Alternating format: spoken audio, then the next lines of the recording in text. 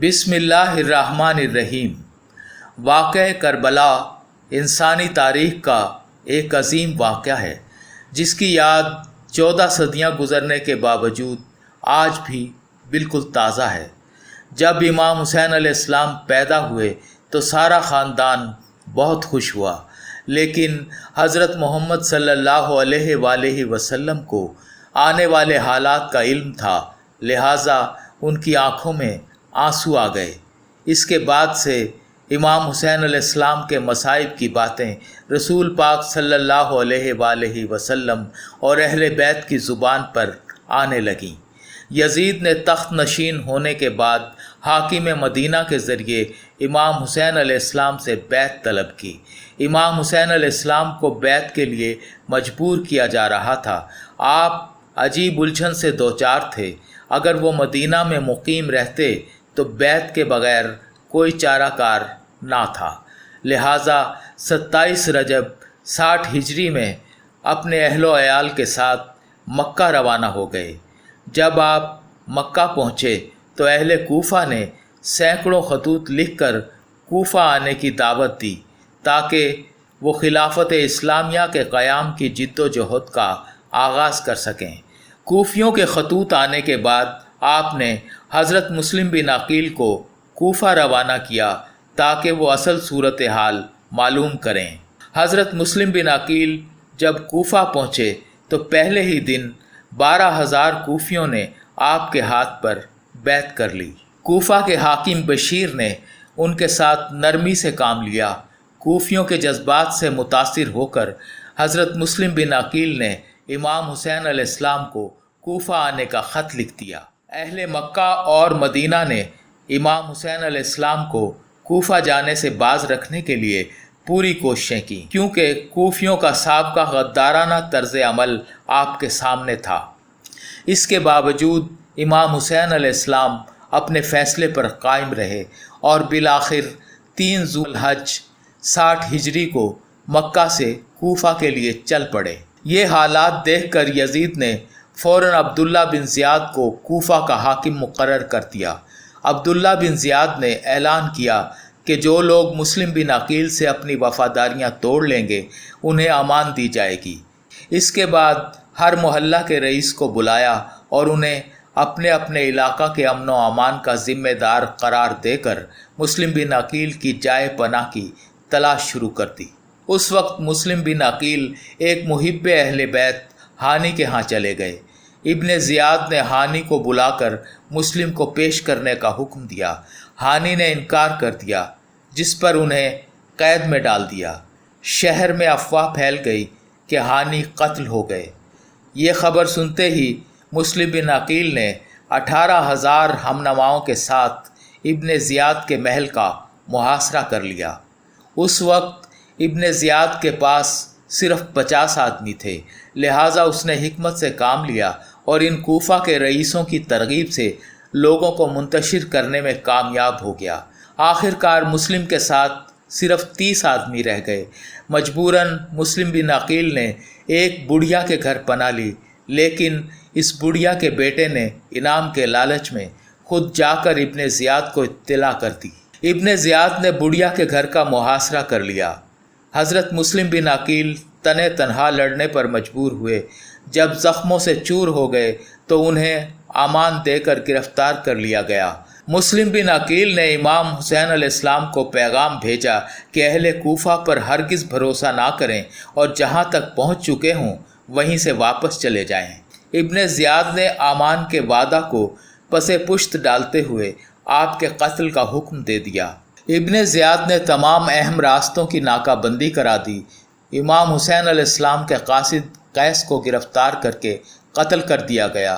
سفر کے دوران جب امام حسین علیہ السلام کو مسلم بن عقیل کے قتل کی خبر ملی تو ساتھیوں نے واپس لوٹنے کا مشورہ دیا، لیکن مسلم بن عقیل کے بھائیوں نے اپنے بھائی کے خون کا انتقام لینے کی خاطر سفر جاری رکھنے کے لیے زور دیا، جس کے بعد صورتحال واضح ہو گئی۔ دوران سفر آپ کے قافلے میں بہت سے لوگ شامل ہو چکے تھے۔ آپ نے سب کو جمع کر کے فرمایا جو لوگ واپس جانا چاہیں انہیں اجازت ہے۔ لہٰذا سوائے ان جانثاروں کے جو مدینہ سے ساتھ آئے تھے سب ساتھ چھوڑ گئے۔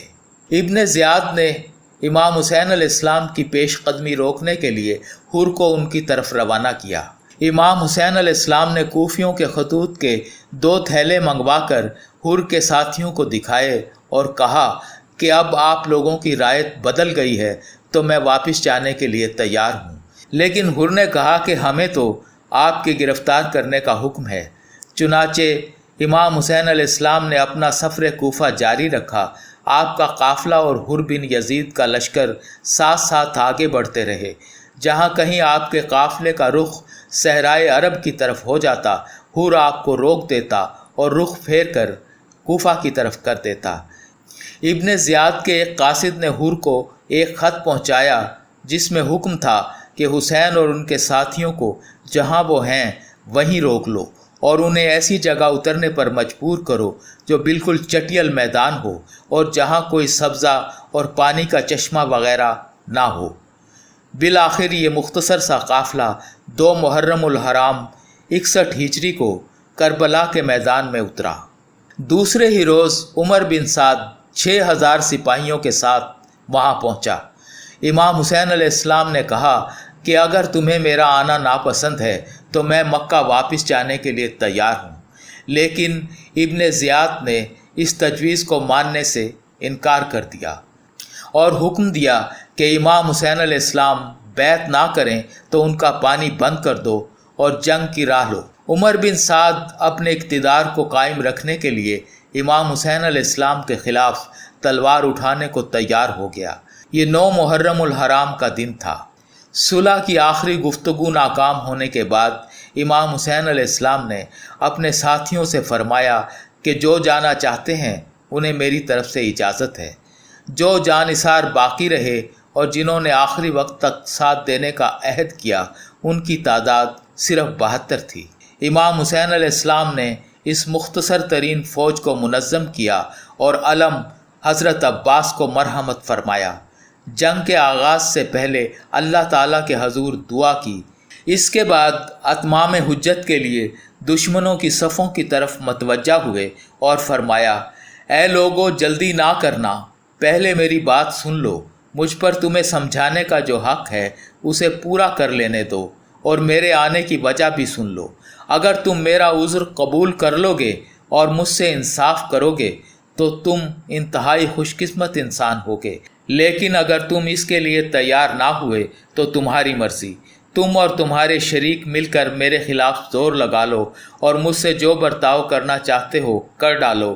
اللہ تعالیٰ میرا کارساز ہے اور وہی اپنے نیک بندوں کی مدد کرتا ہے۔ جو ہی آپ تقریر کے اس حصے پر پہنچے، اہل بیت کی مستورات کی شدت رنج سے چیخیں نکل گئیں۔ آپ تھوڑی دیر کے لیے رک گئے، اپنے بھائی عباس کو انہیں چپ کرانے کے لیے بھیجا۔ جب خاموشی طاری ہوئی تو آپ نے اپنی تقریر جاری رکھتے ہوئے فرمایا، لوگو تم میرے حسب و نسب پر غور کرو اور دیکھو کہ میں کون ہوں۔ اپنے گریبانوں میں منہ ڈالو اور اپنے آپ کو ملامت کرو۔ تم خیال کرو کیا تمہیں میرا قتل کرنا زیب دیتا ہے؟ کیا میں تمہارے نبی کا نواسا اور ان کے چچیرے بھائی کا بیٹا نہیں، جنہوں نے سب سے پہلے اللہ تعالیٰ کی آواز پر لبیک کہا اور اس کے رسول پر ایمان لائے؟ کیا سید الشہداء حضرت امیر حمزہ میرے والد کے چچا نہ تھے؟ کیا حضرت جعفر طیار میرے چچا نہ تھے؟ کیا تمہیں رسول پاک صلی اللہ علیہ وآلہ وسلم کا وہ قول یاد نہیں جو انہوں نے میرے اور میرے بھائی کے لیے فرمایا تھا کہ دونوں جنت کے جوانوں کے سردار ہوں گے؟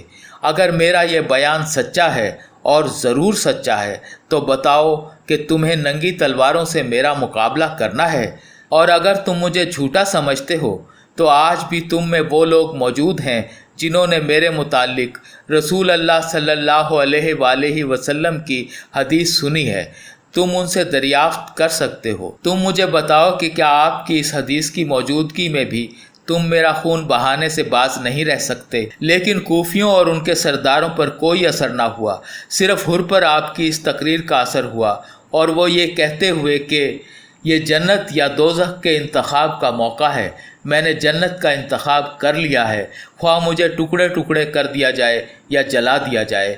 حضرت امام حسین علیہ السلام کے لشکر میں آ شامل ہوا۔ اس کے بعد جنگ شروع ہوئی۔ جنگ کے آغاز میں اہل بیت اطہر کا پلہ بھاری رہا۔ یہ دیکھ کر ابن سعد نے عام حملے کا حکم دیا۔ فدایان و اراکین اہل بیت نے دشمنوں کی یلغار کا پوری قوت ایمانی سے ڈٹ کر مقابلہ کیا۔ فدائی ایک ایک کر کے کٹ مرے، لیکن میدان جنگ سے منہ نہ پھیرا۔ دوپہر تک امام حسین علیہ السلام کے بیشتر آدمی کام آ چکے تھے، چنانچہ اب باری باری حضرت علی اکبر، عبد الرحمن، قاسم اور ابو بکر وغیرہ میدان میں اترے اور شہید ہوئے۔ اس کے بعد امام حسین علیہ السلام آئے۔ دشمنوں نے ہر طرف سے گھیر لیا۔